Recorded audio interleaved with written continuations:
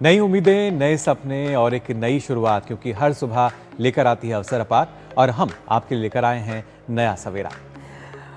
मैं हूं आंचल, मेरे साथ मेरे सहयोगी मुकुल और हमारी कोशिश होती है कि हम भारत के उस संकल्प जिसमें हम विकसित भारत 2047 के लक्ष्य को परिलक्षित करने की बात करते हैं, उससे जुड़ी तमाम जो रिपोर्ट्स है वो आपके साथ साझा करें। खेल जगत और ख़ास तौर पर कैसे आपकी सेहत फिट रहेगी, इससे जुड़ी जानकारियां भी साझा करें इस मंच से। लेकिन सबसे पहले आइए रुक करते हैं सुबह के इस morning prime time power pack show में सुर्खियों का।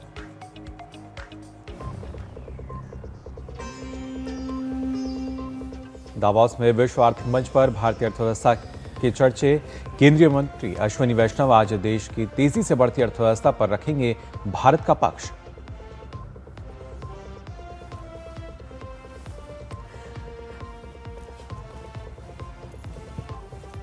लोकतंत्र और चुनाव प्रबंधन पर निर्वाचन आयोग आज से नई दिल्ली में करेगा अब तक के सबसे बड़े वैश्विक सम्मेलन की मेजबानी। 70 से अधिक देशों के प्रतिनिधि होंगे शामिल।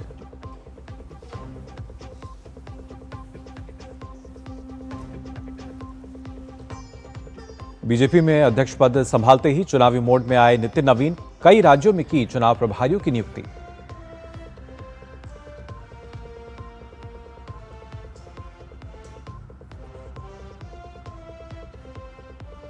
स्पेन के विदेश मंत्री जोस मैनुअल अल्वारेज का 2 दिवसीय भारत दौरा। राष्ट्रपति द्रौपदी मुर्मू और विदेश मंत्री डॉक्टर एस जयशंकर से करेंगे मुलाकात।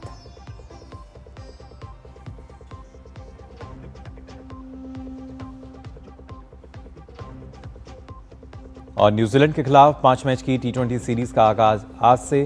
पहला मुकाबला नागपुर में। वर्ल्ड कप से पहले सूर्य कुमार यादव की अगुवाई में टीम की बड़ी अग्नि परीक्षा।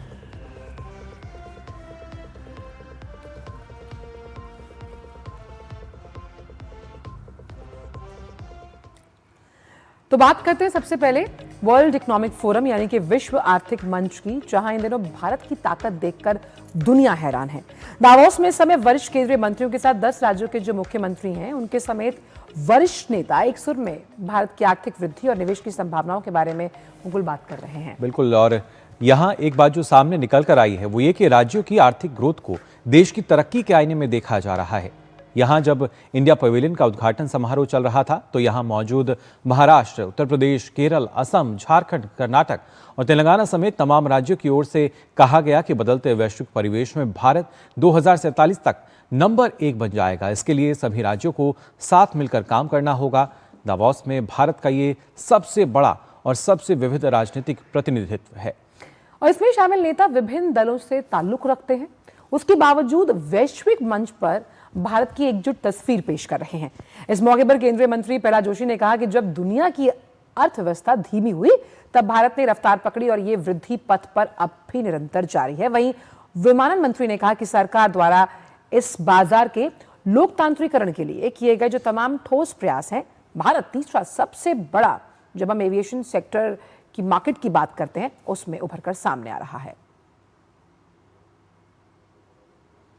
और वहीं उन्होंने कहा कि भारत एक ऐसी ताकत है कि अगर हम जाग गए तो 2047 तक नंबर 1 बन जाएंगे। और वहीं असम के मुख्यमंत्री हेमंत बिस्व शर्मा ने भी माना कि उनका राज्य सरकार की एक्ट ईस्ट और अन्य नीतियों की अत्यधिक जो तमाम प्रयास किए जा रहे हैं उससे लाभान्वित हो रहा है।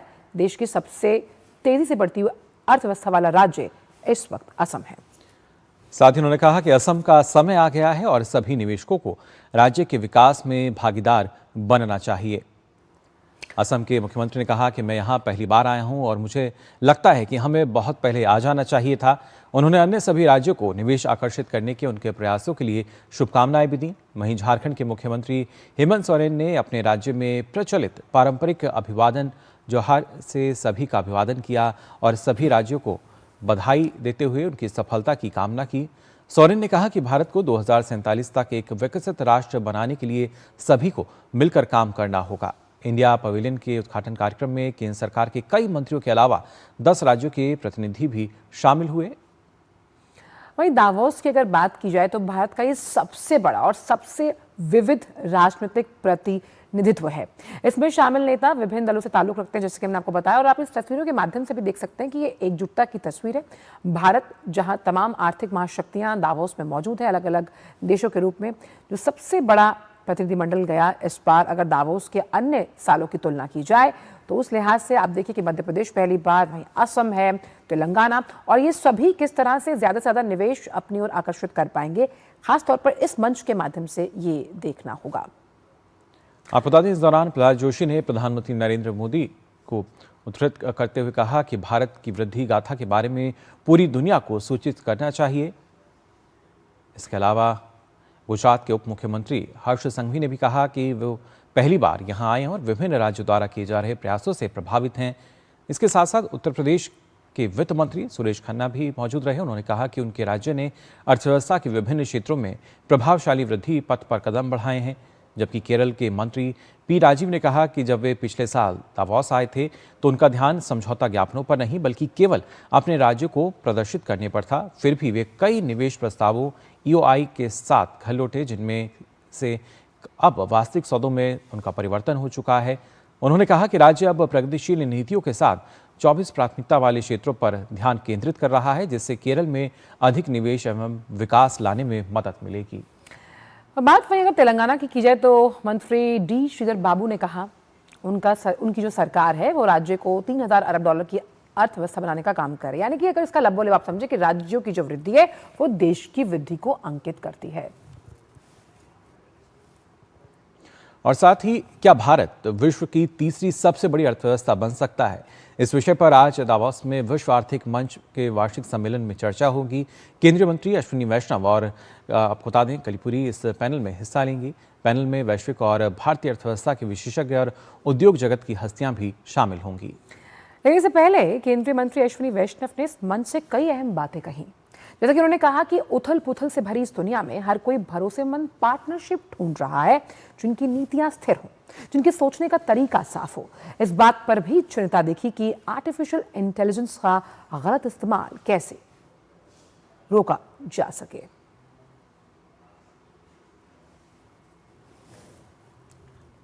In this world full of turbulence, everybody is looking for trusted partners who have stable policies, who have a clear thought process, and India definitely lists very high.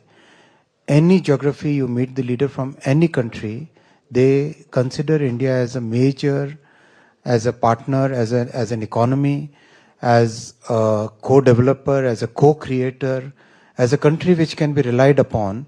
That's the thought process, that's the feeling we got from interactions.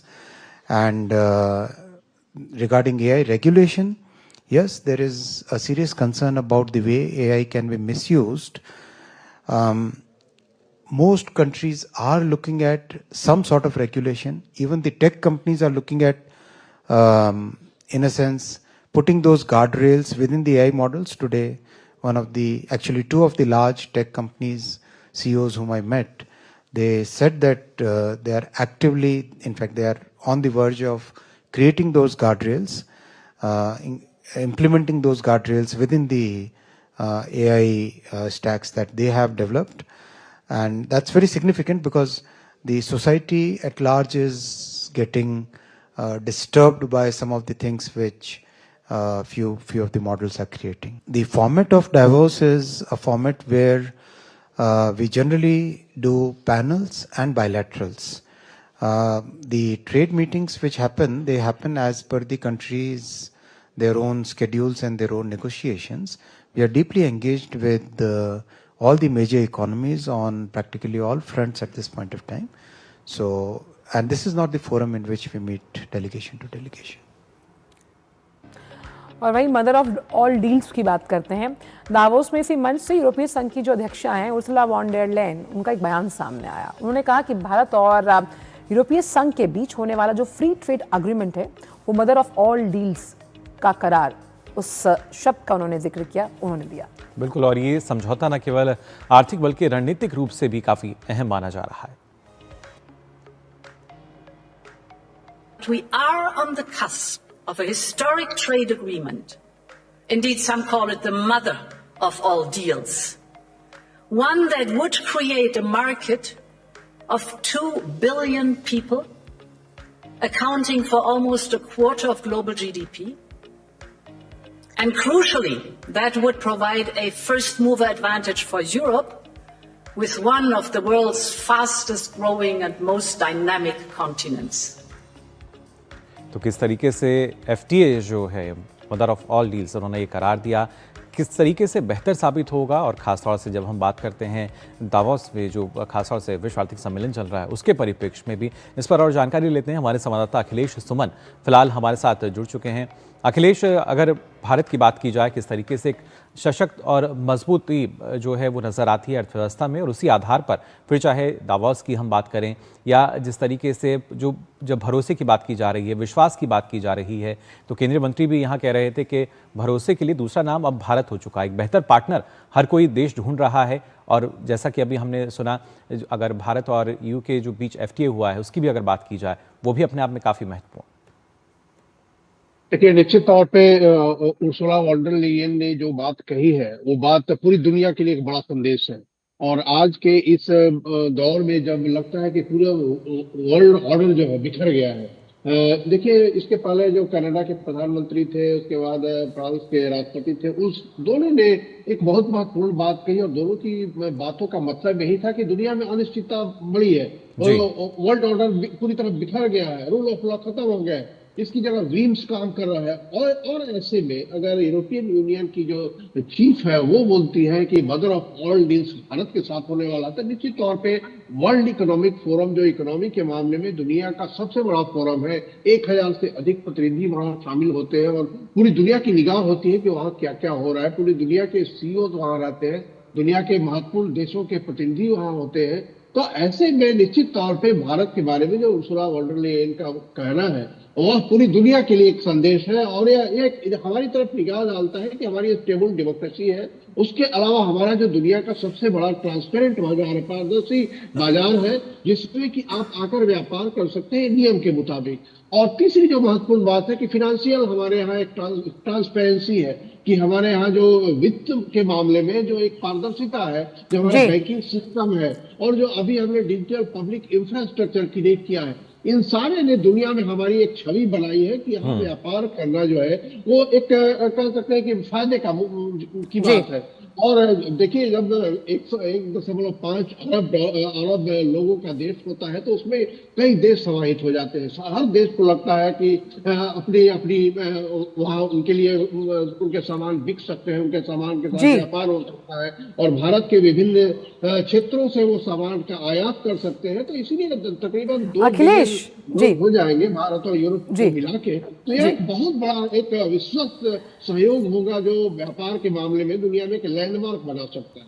Akhilesh, लेकिन जैसे हम जानते हैं कि Davos की बर्फीली पहाड़ियां हैं, -1 डिग्री टेम्परेचर है, लेकिन जिस तरह से ट्रंप साहब आज वहां पर कई ऐसे CEOs हैं जो धुरंधर माने जाते हैं, जब उद्योग जगत की बात करते हैं भारतीय मूल के, उनसे मुलाकात करने वाले हैं।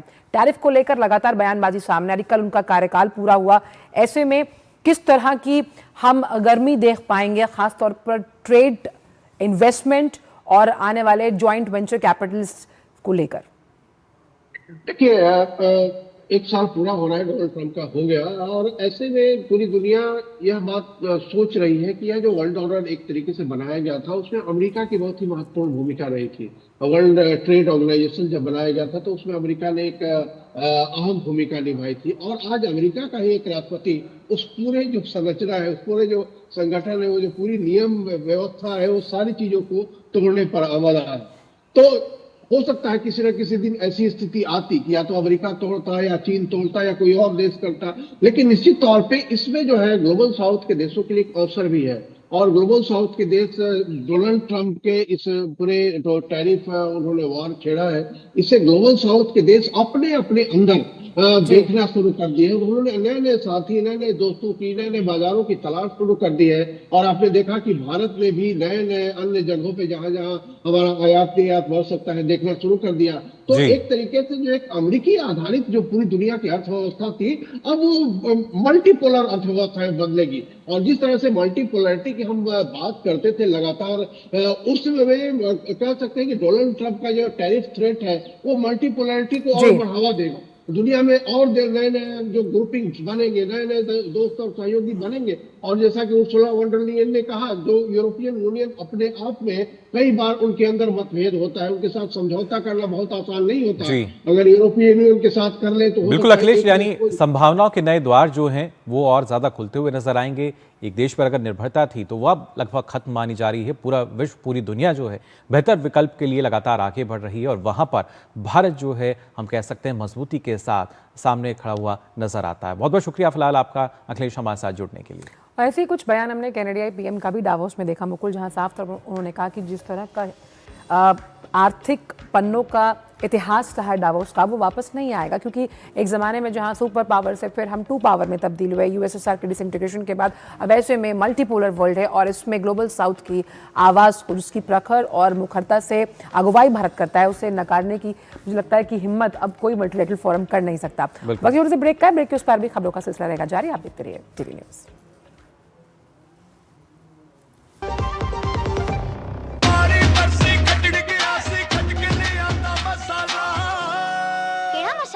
छोलिए दा या लोबिए दा, पंजाबी छोले दा या पिंडी चने दा। अब छोलिया हो या लोबिया, पंजाबी छोले या पिंडी चने, सब कुछ मजेदार बने। मेरी पसंद, मेरी पसंद, मेरी पसंद, मेरी पसंद, हमारी पसंद, हम सबकी पसंद। मजबूत देश का मजबूत सरिया हो गया स्टील। ओ हरी भैया, अरे वाह, खेतों में कौन सी फसल लगाए हो? 12 महीने कमा कर दे ऐसी फसल। क्या? मैंने नया व्यवसाय शुरू किया है। उसके लिए पैसे? इसमें किसी निवेश की जरूरत ही नहीं। अच्छा मुखिया जी। अरे मुखिया जी नमस्ते। अरे हरी, कब आ रहे हो? आप बस चलिए, मैं पहुंचता हूँ। अब मैं LIC एजेंट हूँ।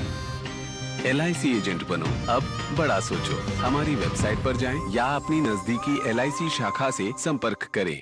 टिंग टिंग, अम्मा मैसेज मैसेज। मैं आपके मौसा के चाचा का नाती का पोता, शादी का कार्ड मैसेज में भेजा है, डाउनलोड करिए और आशीर्वाद दीजिए। मैं तो आपको जानती भी नहीं, फिर भी शादी का कार्ड खोलूं? मैं मूर्ख नहीं हूँ। क्या बात है अम्मा। UPI कहता है अगर कोई अनजान नंबर से फाइल या लिंक भेजे तो क्लिक मत करो और कहो मैं मूर्ख नहीं।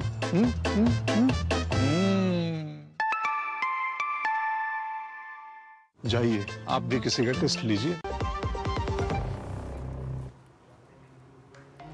ब्रेक के बाद आप सभी का एक बार फिर स्वागत। नया सवेरा में आइए आगे बढ़ते हैं। आप बता दें, भारत निर्वाचन आयोग आज से लोकतंत्र और चुनाव प्रबंधन पर एक विशाल अंतर्राष्ट्रीय सम्मेलन आयोजित करने जा रहा है। नई दिल्ली के भारत मंडपम में होने वाला ये 3 दिवसीय कार्यक्रम अपनी तरह का अब तक का सबसे बड़ा ग्लोबल इवेंट होगा। इस सम्मेलन में दुनिया भर के 70 से अधिक देशों के लगभग 100 प्रतिनिधि हिस्सा लेंगे। मुख्य चुनाव आयुक्त ज्ञानेश कुमार और दोनों चुनाव आयुक्त 21 जनवरी को इसका उद्घाटन करने वाले हैं। और इस सम्मेलन का उद्देश्य विश्व भर के जो चुनाव प्रबंधन निकाय हैं उनके बीच विचारों, सर्वोत्तम प्रथाएं, नवाचारों के आदान प्रदान को और सुगम बनाना है। तो कैसे भारत बनेगा वैश्विक लोकतंत्र का केंद्र, ये इस सम्मेलन का मुख्य उद्देश्य रहेगा। और साथ ही मुख्य चुनाव आयुक्त जो है वो इस सत्र का उद्घाटन करने वाले हैं। और वहीं आपको बता दें, नितिन नवीन ने बीजेपी की कमान संभालते ही कल पहले ही दिन अगर देखा जाए आंचलिक फैसले जो हैं उन्होंने लेना शुरू कर दिया है। साथ ही उन्होंने कहा कि जो चुनावी मोड है उसके आते हुए अगले कुछ दिनों में होने वाले जो विभिन्न राज्यों में विधानसभा और निकाय चुनाव हैं उसकी तैयारियां शुरू कर दी जाएं। यानी कि जिस तरह से उन्होंने अपनी कमान संभाली और वो काम को लेकर अपने मिशन मोड में जुट गए। उन्होंने केरल विधानसभा, बेंगलुरु महानगर निगम चुनाव, तेलंगाना निकाय चुनाव और चंडीगढ़ के मेयर चुनाव के लिए जो तमाम प्रभारी हैं और सह प्रभारी उनकी नियुक्ति कर दी। केरल के विनोद तावड़े को चुनाव प्रभारी और केंद्रीय मंत्री शोभा करंदलाजे को सह चुनाव प्रभारी बनाया गया है। वहीं ग्रेटर बेंगलुरु महानगर निगम के आगामी चुनाव के लिए भाजपा के पूर्व राष्ट्रीय महासचिव राम माधव को चुनाव प्रभारी और सतीश पुनिया, साथ ही महाराष्ट्र विधानसभा के पार्टी सदस्य संजय उपाध्याय को सह चुनाव प्रभारी बनाया गया है। भाजपा अध्यक्ष ने चंडीगढ़ के मेयर के चुनाव के लिए राष्ट्रीय महासचिव विनोद तावड़े को पर्यवेक्षक बनाया है। इसके साथ ही तेलंगाना नगर पालिका और निगम चुनाव के लिए आशीष सेलार का जो नाम है उनको चुनाव प्रभारी यहां पर बनाया गया है। और प्रधानमंत्री नरेंद्र मोदी ने सत्ता में आने के बाद जो तमाम लंबित परियोजनाएं हैं उनके काम में तेजी लाने और उन्हें जल्द से जल्द पूरा करने के लिए प्रगति नाम की एक पहल की शुरुआत की थी। क्यों मुकुल? बिल्कुल, और इस पहल की अब तक अगर बात करें तो 50 बैठकें हो चुकी हैं। 85 लाख करोड़ की करीब 3,300 से ज्यादा परियोजनाओं को जल्द पूरा किया गया है। प्रगति की ये पहल कैसे कमाल कर रही है, इस पर लगातार हम एक सीरीज चला रहे हैं जिसका नाम है प्रगति एट 50, विकास को गति।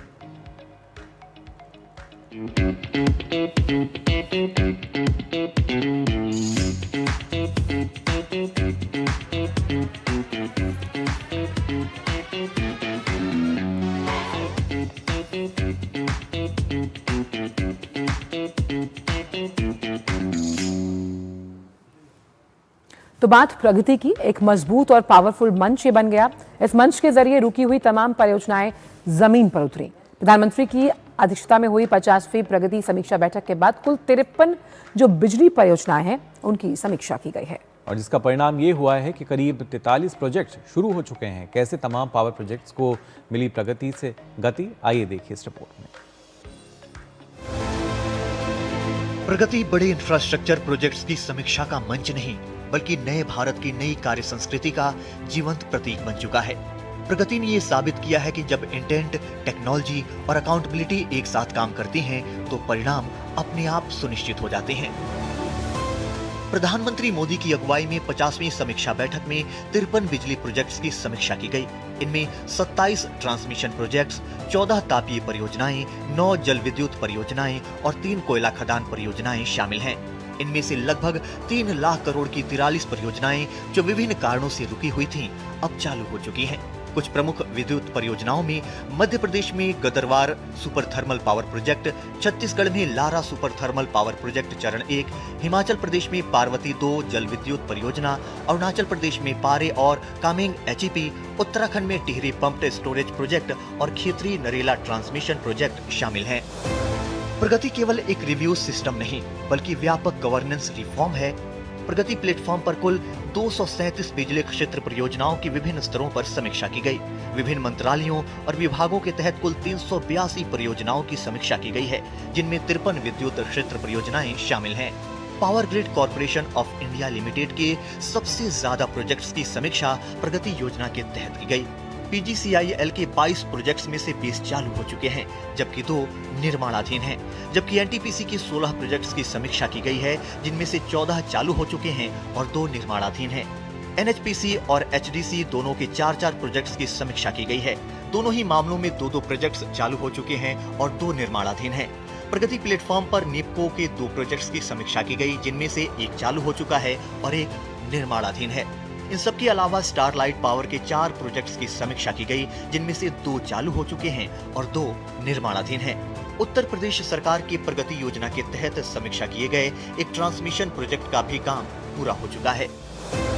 प्रगति के जरिए समय और लागत की बर्बादी रुकी, साथ ही केंद्र और राज्यों के बीच समन्वय के साथ स्पष्ट जवाबदेही सुनिश्चित हुई है। जम्मू कश्मीर में 61 परियोजनाएं प्रगति के अंतर्गत हैं, जिनमें से 15 परियोजनाएं विशेष रूप से जम्मू कश्मीर क्षेत्र से संबंधित हैं। इन परियोजनाओं की कुल लागत लगभग 1.12 लाख करोड़ रुपए है। इनमें प्रमुख रूप से कनेक्टिविटी से जुड़े बड़े प्रोजेक्ट्स और किश्तवाड़ा क्षेत्र से संचालित हाइड्रो पावर परियोजनाएं शामिल हैं। इन सभी परियोजनाओं की मॉनिटरिंग जिला प्रशासन से लेकर मंडलीय प्रशासन और मुख्य सचिव स्तर तक समन्वय के साथ की जा रही है। इससे जम्मू कश्मीर के समग्र विकास को गति मिल रही है। इसमें देखें जो कनेक्टिविटी के काफ़ी प्रोजेक्ट्स आ रहे हैं, जैसे PMGSY के अंतर्गत आ रहे हैं और बड़े प्रोजेक्ट्स हैं। उसके अलावा हाइड्रो पावर प्रोजेक्ट्स हैं, वो भी किश्तवाड़ और वहाँ पे चल रहे हैं, उनको भी प्रगति में मॉनिटर किया जा रहा है, जिसको कि प्रॉपरली डिस्ट्रिक्ट एडमिनिस्ट्रेशन से लेकर के डिवीजन एडमिनिस्ट्रेशन से लेकर के चीफ सेक्रेटरी साहब की सदारत में भी वहाँ पर काम किया जा रहा है, जिससे कि मॉनिटरिंग होती है, जिससे काफ़ी अच्छे चल रहे हैं। प्रगति मॉडल राज्यों के लिए गेम चेंजर साबित हुआ है। देश की प्रमुख इंफ्रास्ट्रक्चर ग्रोथ इंजन के रूप में उभर चुके हैं। ये सिर्फ प्रगति प्लेटफॉर्म के जरिए ही संभव हो सका। प्रगति की निरंतर समीक्षा और समस्या समाधान की अहम भूमिका रही। Bureau report, DD news.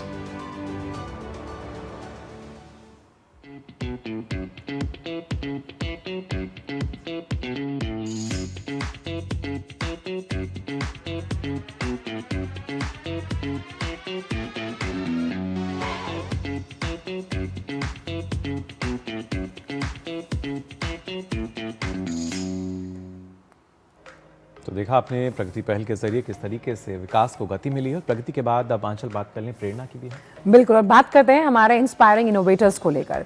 चलिए आपको लिए चलते हैं ब्लाइंड विजन के फाउंडर्स की तरफ, जिन्होंने आर्टिफिशियल इंटेलिजेंस और विजुअल लर्निंग जैसी जो मॉडर्न टेक्नोलॉजी है उसका उपयोग करके दृष्टिबाधित व्यक्तियों के लिए एक ऐसा विजन ग्लास बनाया जिसकी वजह से अब उनका जीवन और सुगम और आसान हो गया। देखिए हमारा ये खास segment.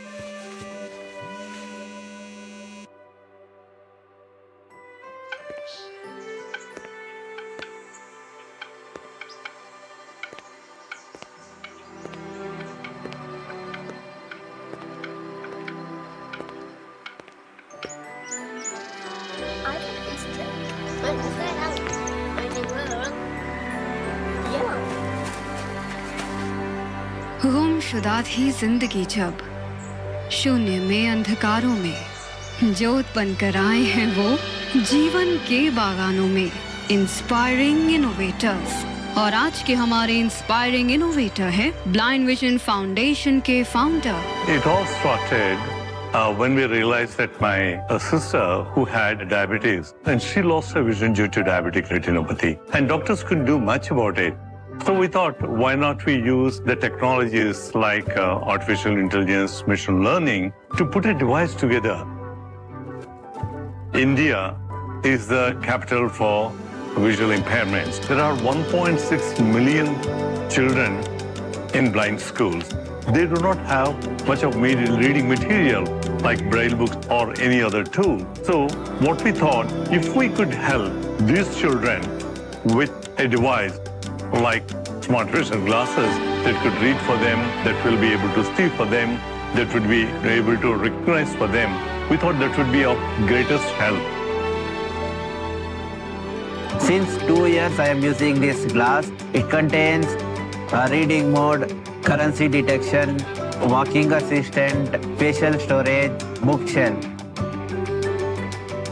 In Smart Vision Glass, my favorite function is reading mode. The Schoolboy is a poem written by William Blake.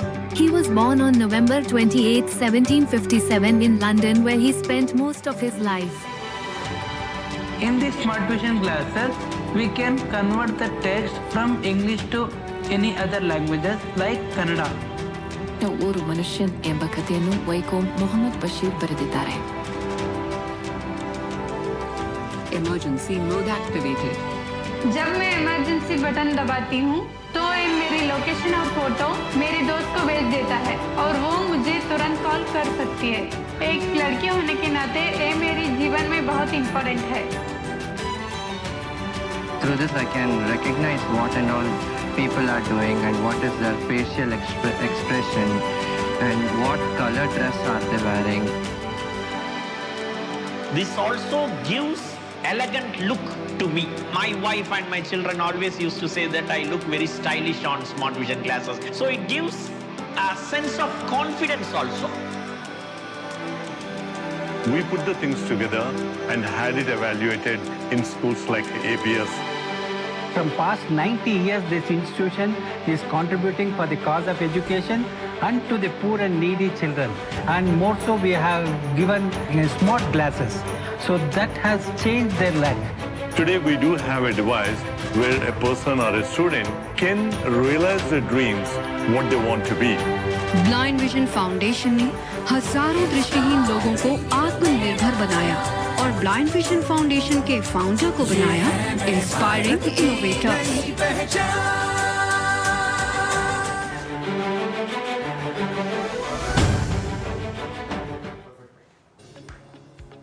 हमारी कोशिश इंस्पायरिंग इनोवेटर्स के जरिए उन तमाम कहानियों को आप तक लाने की कि आप प्रोत्साहित हो पाएं। वक्त फिर से ब्रेक का, ब्रेक के उस पार आकर जानेंगे खेल जगत में क्या कुछ खास है। जुड़े रहिए नया सवेरा के साथ।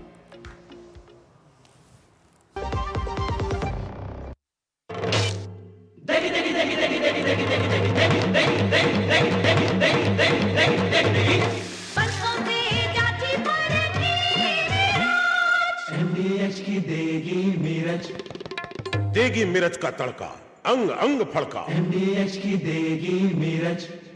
टिंग टिंग, अम्मा मैसेज। मैं आपके मौसा के चाचा का नाती का पोता, शादी का कार्ड मैसेज में भेजा है, डाउनलोड करिए और आशीर्वाद दीजिए। मैं तो आपको जानती भी नहीं, फिर भी शादी का कार्ड खोलूं? मैं मूर्ख नहीं हूँ। क्या बात है अम्मा। यूपीआई कहता है अगर कोई अनजान नंबर से फाइल या लिंक भेजे तो क्लिक मत करो और कहो मैं मूर्ख नहीं।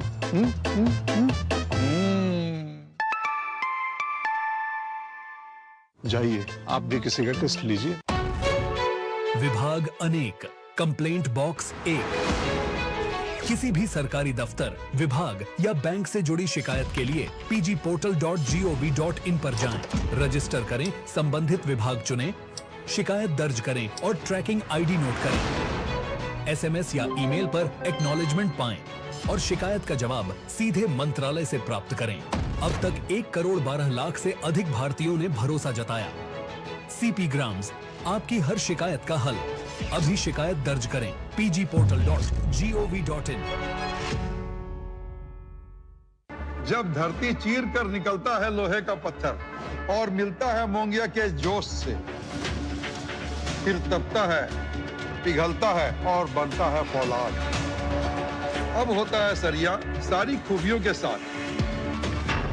मोंगिया स्टील, मजबूत देश का मजबूत सरिया। तो ब्रेक के बाद आप सभी का एक बार फिर स्वागत। आप देख रहे हैं नया सवेरा। नया सवेरा में आइए बात कर लेते हैं खेल जगत की खबरों की। देखते हैं स्पोर्ट्स ट्रैक।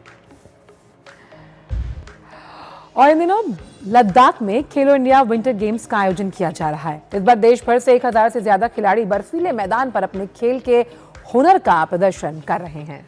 और आज इस कड़ी में आइस हॉकी का इवेंट आयोजित होगा, जहां पुरुष और महिला वर्ग के मुकाबले खेले जाएंगे। लेह के कई स्थानों पर आयोजित होने वाले इन खेलों में स्पीड स्केटिंग और शॉर्ट ट्रैक स्केटिंग के अतिरिक्त इस संस्करण में फिगर स्केटिंग जैसे ओलंपिक खेल को भी शामिल किया गया है। प्रतियोगिता का समापन 26 जनवरी को होगा।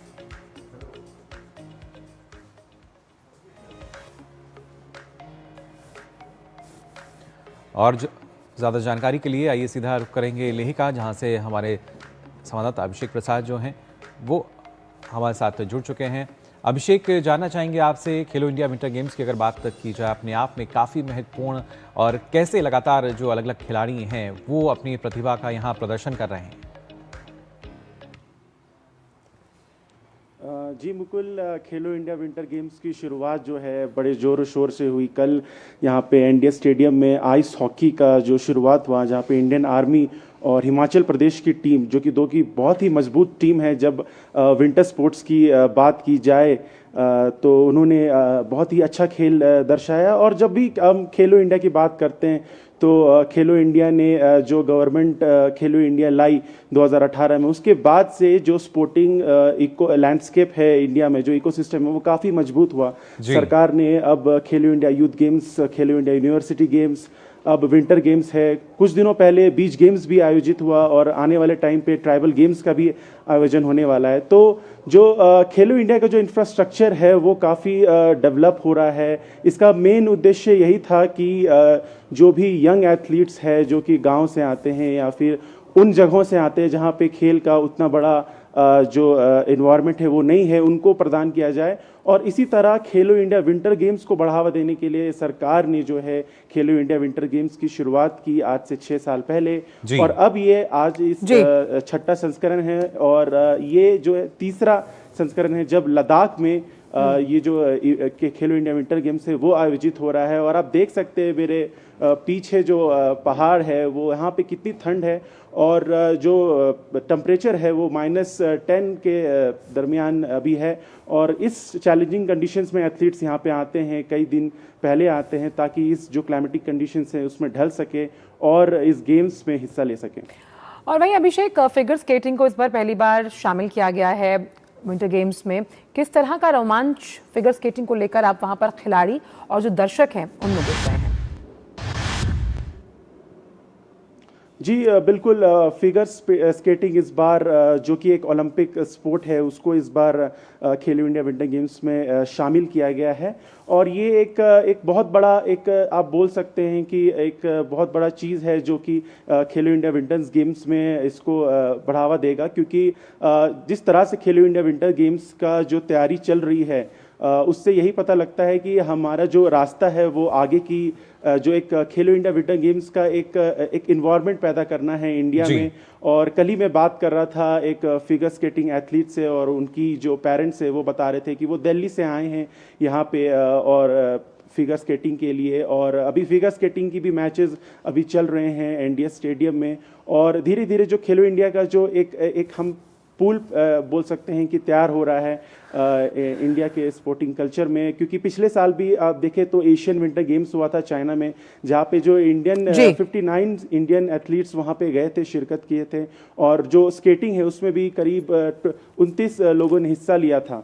तो हम कह सकते हैं कि धीरे धीरे सरकार इस पे काफ़ी अहम कदम उठा रहे हैं, और धीरे धीरे जो है खेलो इंडिया विंटर गेम्स के ज़रिए हम एक फ्यूचर जो है ओलंपिक जो गेम्स है उसके लिए भी तैयार हो रहे हैं। बिल्कुल, इसीलिए प्रधानमंत्री हमेशा कहते हैं खेलोगे तो खिलोगे, और इस तरह खेलों के प्रदर्शन से जो खिलाड़ियों का हुनर है वो भी निखर कर सामने आता है। बहुत बहुत शुक्रिया आपका अभिषेक, इन तमाम जानकारियों को हमसे लेसे साझा करने के लिए। और आइए बात कर लेते हैं क्रिकेट को लेकर भी। भारत और न्यूजीलैंड के बीच 5 मैच की T20 सीरीज का पहला मुकाबला आज नागपुर में खेला जाएगा। ये सीरीज ऐसे समय पर हो रही है जब अगले महीने T20 वर्ल्ड कप शुरू होना है। भारतीय टीम को वनडे सीरीज में हार का दंश झेलना पड़ा। ऐसे में टीम पलटवार के इरादे के साथ सामने होगी। जसप्रीत बुमराह और अर्शदीप सिंह तेज गेंदबाजी की कमान संभालते नजर आ सकते हैं। दोनों टीमों के बीच अब तक 25 मुकाबले खेले गए हैं। इनमें से 14 में भारतीय टीम को जीत मिली है, जबकि 10 मैच कीवी टीम ने जीते हैं। एक मैच टाई रहा है। वहीं न्यूजीलैंड की बात करें तो ये टीम को अपने सलामी बल्लेबाज डेमॉन कॉनवे और सचिन रविंद्र से बेहतर शुरुआत की उम्मीद रहेगी। और इसी बड़ी खबर पर बात करने के लिए हमारे संवाददाता गौरव कुमार जुड़ गए हैं। गौरव, तो नागपुर में अगर हम बात करें क्रिकेट का जो रोमांस है और रोमांच खिलाड़ियों के प्रति वो चरम पर होगा आज जब दोनों बड़ी टीमें मैदान पर उतरेंगी। बिल्कुल अचल, चरम पर होगा, लेकिन इसके साथ ही साथ एक बात और होगी, और वो ये होगी कि किस तरह से भारतीय टीम जो है वो T20 वर्ल्ड कप से पहले अब इस सीरीज को लेती, क्योंकि ये अब एक तरह से कहना चाहिए कि टीम की अग्नि परीक्षा के तौर पर सामने होगा। वनडे सीरीज आप हार चुके हैं, लेकिन T20 वर्ल्ड कप से पहले आपको ये एक अहम सीरीज मिली है जहां पे आपको अपनी जितनी भी कमियां हैं उनको दूर करना होगा। खास तौर से हमने देखा है कि सूर्य कुमार यादव जो है, जो कि कप्तान है भारतीय टीम के, वो फॉर्म में नहीं है, तो ऐसे में उनको अपना जो फॉर्म है उन्हें वापस पाना होगा। वहीं अगर बल्लेबाजी क्रम की बात की जाए तो जिस तरह से एक बैटिंग ऑर्डर को लेकर के ऊपर नीचे हम देखते रहे हैं किस तरह से बदलाव जो है वो होता रहा है, तो उसमें कहीं ना कहीं अब एक स्थिरता जो है वो कहीं ना कहीं आपको लेकर आना होगा। अच्छी बात यह है कि अब हार्दिक पांड्या, जसप्रीत बुमराह जैसे दिग्गज खिलाड़ी जो हैं वो इस मुकाबले के साथ अपने आप को वापस लाएंगे। T20 के साथ सीरीज के साथ अपने आप को एक बार फिर से मैदान पर वापस दिखेंगे। तो कुल मिलाकर के अपने जितने भी आपकी जो कमियां हैं उनको दूर करने की एक भरपूर कोशिश रहेगी इस पूरी सीरीज के दरमियान। और साथ ही साथ न्यूजीलैंड ने ये कहीं ना कहीं साबित करके दिखाया है कि उनको हल्के में लेने की गलती जो है वो टीम इंडिया ने वनडे सीरीज में देखा है किस तरह से, क्योंकि न्यूजीलैंड जो है वो पहली बार वनडे सीरीज जो है वो भारत में आकर के जीत पाई। तो ऐसे में कहीं ना कहीं न्यूजीलैंड के जो हौसले हैं वो काफी बुलंद है।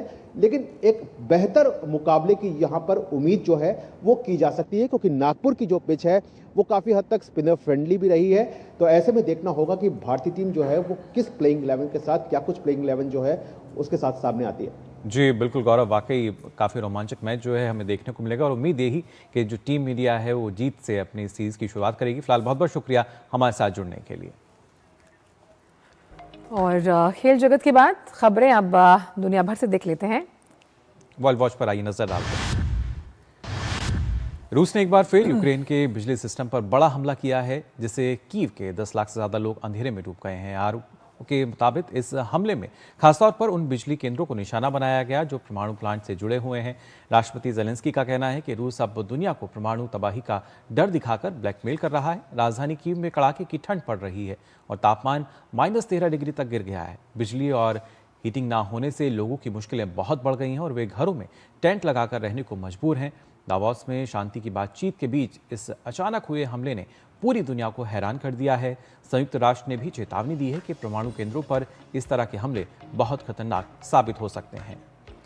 रूस का हमला, कीव के घरों में बिजली गुल है, लोग टेंट में रहने के लिए मजबूर हैं और आप देख सकते हैं तस्वीरों के माध्यम से, क्योंकि माइनस में टेम्परेचर है और ऐसे में जो हीटिंग और हीटर्स की व्यवस्था है, बिजली व्यवस्था ठप होने की वजह से लोगों को मुश्किलों का सामना करना पड़ रहा है।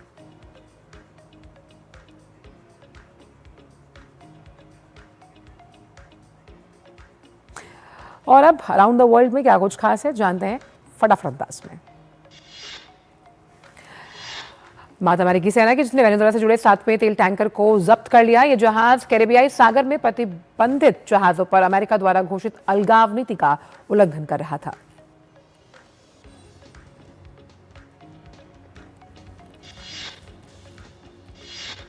ईरान के शीर्ष जनरल अबुल फजल शिखरची ने अमेरिका को खुली धमकी देते हुए कहा है कि अगर डोनाल्ड ट्रंप ने सर्वोच्च नेता अयतुल्ला अली खमेनी के खिलाफ कोई भी कदम उठाया तो उसका अंजाम विनाशकारी होगा।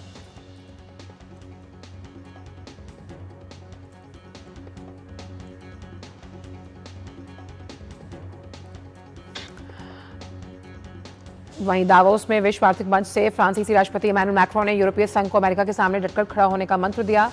कहा अब समय आ गया कि यूरोप बिना किसी हिचकिचाहट के अपने दबाव विरोधी तंत्र का इस्तेमाल करे।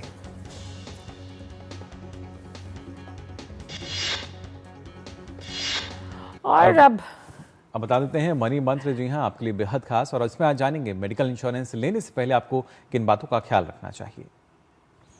तो मेडिकल इंश्योरेंस हर किसी के लिए बहुत ज़रूरी है, लेकिन इन्हें लेते हुए किन केंद्र बिंदुओं को आपको अपने जहन में रखना चाहिए वो आपके साथ साझा करते हैं कि आप मेडिकल इंश्योरेंस लेते समय सावधान रहें और हेल्थ इंश्योरेंस को सरकार ने कैसे टैक्स फ्री किया है। तो स्वास्थ्य बीमा पर ये जानकारी है और इंश्योरेंस लेने के लिए एक विश्वसनीय माध्यम चुनना आपके लिए सहायक साबित होगा। आवश्यकता अनुसार आप जो इंश्योरेंस प्लान है उसका चयन करें, किस तरह की आपकी ज़रूरतें हैं उसके अनुसार आप देख सकते हैं। साथ ही प्रीमियम के साथ जो बाकी बातें हैं उनका भी ध्यान रखें। ये ना देखें कि प्रीमियम जो है वो कम है या ज़्यादा है, उसके अलावा उसमें क्या कुछ आपको सुविधाएं मिलेंगी। और पॉलिसी खरीदने से पहले नियम और शर्तों को आप अच्छी तरह से समझ लें, ऐसा ना हो उसके बाद आपको लगे कि शायद इसमें कुछ कमी है। इंश्योरेंस रिन्यूअल के दौरान आप अगर चाहें तो जो कंपनी है वो बदल सकते हैं, ऐसा नहीं एक ही कंपनी पर आप अडिग रहना चाहें। अगर इंश्योरेंस कंपनी के साथ गलत जानकारी आप साझा ना करें, बिल्कुल सही जानकारी जो है वो आप उनको दें और क्लेम से जुड़ी जानकारी को बेहतर ढंग से जानें। साथ ही बीमा भरोसा जो है उसके जरिए जो पॉलिसी धारक हैं उनकी सुनवाई भी होती है और IRDAI ने 2022 में जो बीमा भरोसा प्रणाली है उसको शुरू किया ताकि जो पॉलिसी धारक हैं वो बीमा कंपनी से अगर कोई उनकी शिकायत है तो उस मंच पर जाकर कर पाएँ और 15 दिन के अंदर अगर बीमा कंपनियां आपकी सुनवाई नहीं करती, आपकी शिकायत का निपटान नहीं होता, तो आप बीमा भरोसे पर भी से दर्ज करवा सकते हैं। साथ ही ये जो वेबसाइट है वो आपको बता दें, bharosa.irdai.go.in। आप जानकारी के लिए एक टोल फ्री नंबर है 1-555-255, उस पर भी कॉल कर सकते हैं। यानी कि स्वास्थ्य बीमा लेने से पहले इन तमाम बातों का ख्याल रखें।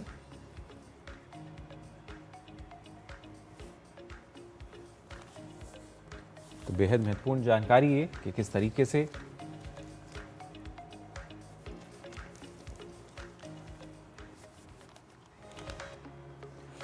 तो स्वास्थ्य बीमा पर किस तरह से आप इंश्योरेंस की अगर प्लानिंग करते हैं तो आपके लिए इन तमाम बातों का ध्यान रखना जरूरी है। और आइए अब आगे बढ़ जाते हैं और जो आज न्यूज़पेपर में बेहतर खबर प्रकाशित हुई है, यानी आपके लिए जिनको जानना ज़रूरी है वो आपको कुछ बता देते हैं जो कि आपके लिए बेहद काम की भी हैं। ये जो खबर प्रकाशित हुई है ये है यूपीआई से संबंधित किस तरीके से आप यूपीआई से क्रेडिट कार्ड की तर्ज पर आपको जो कर्ज है वो मिल सकेगा, लेकिन उसके अलावा भी कुछ और महत्वपूर्ण खबरें।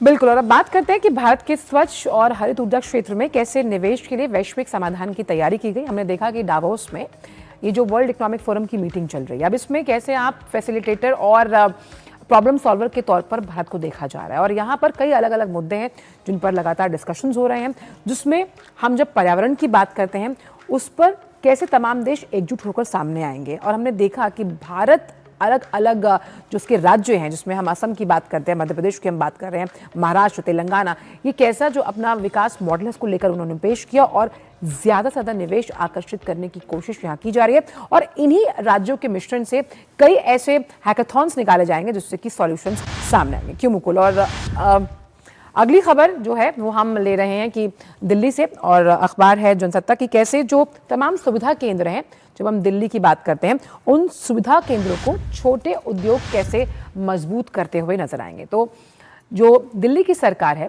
वो एमएसएमईज को फ्यूलअप करने के लिए जो तमाम समाधान सुविधा केंद्र हैं उन्हें और ज़्यादा मजबूत बनाने की कोशिश कर रही है ताकि जो छोटे उद्योग हैं और एंटरप्रेन्योर्स हैं उनको मजबूती मिल पाए। और उसके साथ साथ जो अगली खबर है ये भी इससे से जुड़ी हम मान सकते हैं, क्योंकि जो यूपीआई है उसके जरिए क्रेडिट कार्ड की तर्ज पर आपको बता दें जो कर्ज है वो मिल सकेगा, यानी आपकी जो आवश्यकता की पूर्ति है वो कम से कम हो सकेगी। और खासतौर से 5,000 रुपये की जो रकम है इस पर यूपीआई क्रेडिट लाइन जो है वो कभी भी आप हासिल कर सकते हैं।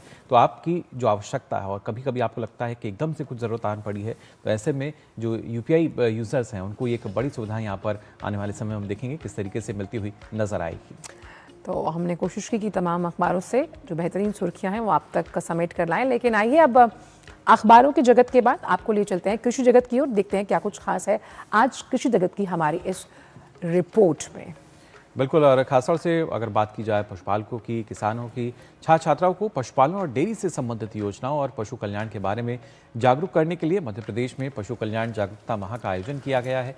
13 फरवरी तक चलने वाले इस कार्यक्रम के लिए यहाँ सभी जिलों को निर्देश जारी कर दिए गए हैं। अभियान के अंतर्गत पशु कल्याण, पशु चिकित्सा सेवाओं, उन्नत पशुपालन, डेयरी, बकरी एवं मुर्गी पालन से संबंधित योजनाओं के साथ ही केंद्र एवं राज्य सरकार द्वारा पशुपालन से संबंधित चलाई जा रही योजनाओं के बारे में जागरूक किया जाएगा। इसके लिए संगोष्ठियां, ऑनलाइन वेबिनार्स, युवा संवाद, गौशालाएं एवं पशु कल्याण संस्थानों में कार्यक्रम आयोजित किए जा रहे हैं। साथ ही स्कूलों, कॉलेजेस में भ्रमण कर छात्र छात्राओं को पशुपालन की जानकारी दी जा रही है। अभियान में मोबाइल वेटनरी यूनिट द्वारा जो तमाम ग्राम पंचायतें हैं वहां पशु चिकित्सा सेवाओं के साथ साथ पशु कल्याण, रोग रोकथाम, टीकाकरण, पशुपालन योजनाओं से संबंधित जानकारी का प्रचार प्रसार भी किया जा रहा है। और आपको बता दें बिहार का जिला गया जी अब चारा नर्सरी के लिए भी जाना जाएगा।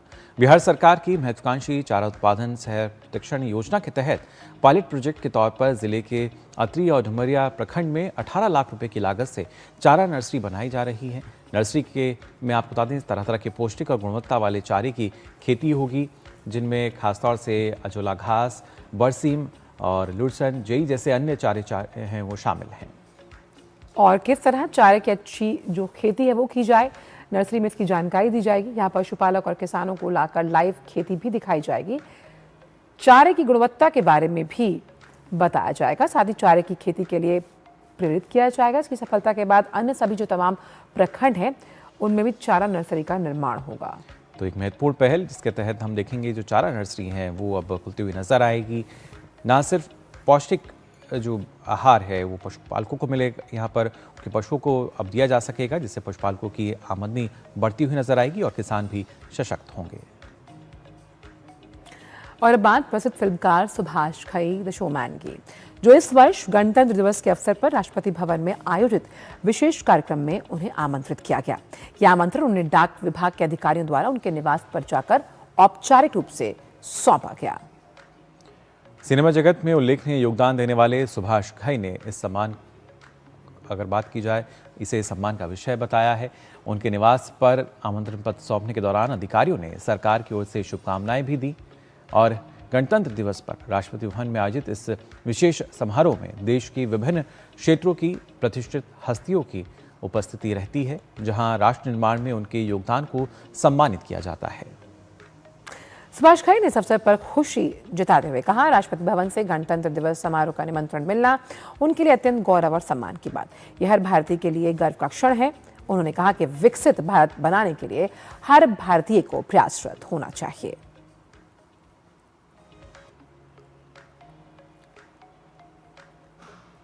किसी भी आम भारतीय नागरिक के लिए एक बहुत बड़े सम्मान की बात है कि उसके देश के राष्ट्रपति इनवाइट करें आपको। ये एक अपने आप में बहुत बड़ा सम्मान है जो एक नागरिक ये फील करता है कि जो मैंने जीवन में किया है उसका स्थान कहीं ना कहीं मुझे मिल रहा है। और ये जिम्मेदारी भी बन जाती है हमारी कि आगे आने वाले काम में भी हम लोग नेशनल बिल्डिंग की तरफ काम करें। मैं बहुत बहुत धन्यवादी हूँ उनका और उनकी पूरी टीम का। और आइए बात कर लेते हैं आपकी सेहत की फिटनेस मंत्र में। जनवरी माह की अगर बात की जाए तो सर्वाइकल कैंसर जागरूकता माह के रूप में मनाया जाता है। आइए इस कैंसर के बारे में और लेते हैं और ज़्यादा जानकारी। गर्भाशय के मुख या ग्रीवा का कैंसर यानी कैंसर सर्विक्स महिलाओं में होने वाला एक आम कैंसर है। अधिकतर मामलों में इसका कारण ह्यूमन पैपिलोमा वायरस का संक्रमण होता है। कैंसर सर्विक्स भारतीय महिलाओं में दूसरा सबसे ज़्यादा कॉमन कैंसर है और इसके लक्षण होते हैं कि महिलाओं को संभोग के तदुपरांत रक्तस्राव ज़्यादा होना या फिर महीने में गड़बड़ होना। गड़बड़ियाँ हो सकती हैं जैसे कि महीना ज़्यादा आ सकता है, इर्रेगुलर हो सकता है, साइक्लिकल नहीं होगा, हर महीने नहीं होगा, किसी भी वक्त हो सकता है। इसके अलावा बहुत ज़्यादा गंदा बदबूदार पानी जाना और कई बार पेट में दर्द की तरह भी हो सकता है। और एडवांस केसेस में महिला वेट लॉस कर सकती है और उसके पैर में सूजन हो सकती है। यदि किसी महिला में ये कैंसर हो जाए तो इसका जल्द इलाज करवाना आवश्यक होता है। ऐसा तभी संभव हो सकता है जब महिलाएं अपने स्वास्थ्य के प्रति सजग रहें, जिससे कैंसर के लक्षणों की पहचान प्रारंभिक अवस्था में की जा सके। शुरुआती स्टेजेस में हम सर्विकल कैंसर को सर्जरी से ट्रीट कर सकते हैं। अगर महिला अभी बहुत यंग है और उसको अभी आगे प्रेगनेंसी की चाहत है और बहुत ही अर्ली स्टेज कैंसर है तो हम बच्चेदानी को बचा करके सिर्फ सर्विक्स को निकाल सकते हैं, जिसको कोनाइजेशन कहते हैं। इसके अलावा अगर कैंसर थोड़ा सा भी ज़्यादा है और कोनाइजेशन के स्टेज को पार कर गया है तो हम उसकी ओवरीज को यानी कि अंडाशय को बचा सकते हैं। और आइए नया सवेरा में बात कर लेते हैं मौसम के मिजाज से जुड़ी हुई।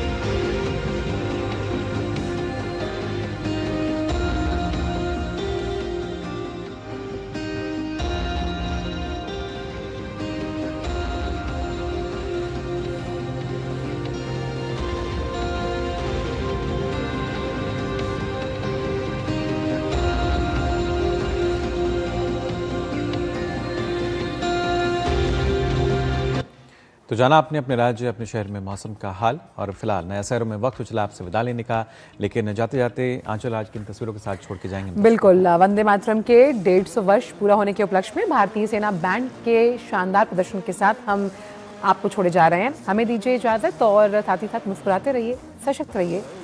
नमस्कार।